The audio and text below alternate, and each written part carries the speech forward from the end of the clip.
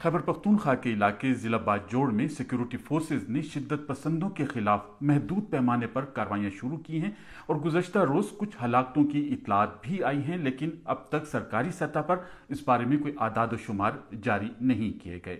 जिले इंतजामिया ने मंगल के रोज एक नोटिफिकेशन जारी किया है जिसमें दफा 144 लगा दिया गया है और लोगों से कहा गया है कि वो घरों के अंदर रहें और सड़कों पर भी ट्रैफिक नजर न आए। मैं यहाँ पे वादे का बात दे रहा हूँ तमाम डिप्टी कमिश्नर्स को कि किसी तरह का कोई भी कैसी भी हालात में किसी तरह का कर्फ्यू का ऑर्डर आप नहीं करेंगे जब तक आप होम से परमिशन नहीं लेते।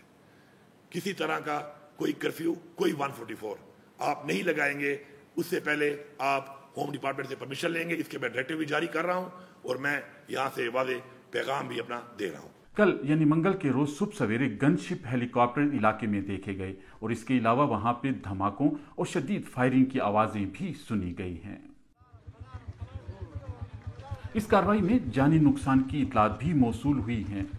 मकामी लोगों का कहना है कि 3 से 4 अफराद के हलाक होने की इतलात हैं और जिनमें से 2 अफराद की नमाज जनाजा भी अदा कर दी गई है।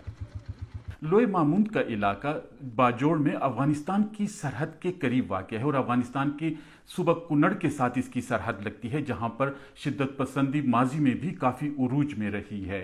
इस मरतबा कहा यह जा रहा है कि वहां पर कल अदम तंजीम तहरीक तालिबान पाकिस्तान के लोग देखे गए हैं। बाजोड़ में कुछ अर्सा पहले तक दाइश खुरासान की एक्टिविटीज़ की भी इतलात मौसूल हुई थी।